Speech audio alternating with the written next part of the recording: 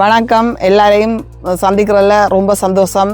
என்னென்னு சொன்னால், இந்த இவல் ப்ரோக்ராம் வந்து 2026 மார்ச் மாதம் 22 நடக்க இருக்குது. நீங்கள் எல்லாரும் அந்த ஸ்டாலுக்கு வாங்கோ. ஏன்னா நானும் வாரன். அதாவது இன்றைக்கு இருக்க வச்சு எடுக்கிறோம். இது என் உடுப்பு கடை உங்களுக்கு நல்லாவே தெரியும். நான் இன்றைக்கு புதுசாக கொண்டு வரது புதுசு இல்லை, நான் ஏற்கனவே செய்து கொண்டு தான் இருக்கிறேன். அன்றைக்கு அந்த இடத்துல உங்களை நான் சந்திக்க இருக்கிறது உணவு.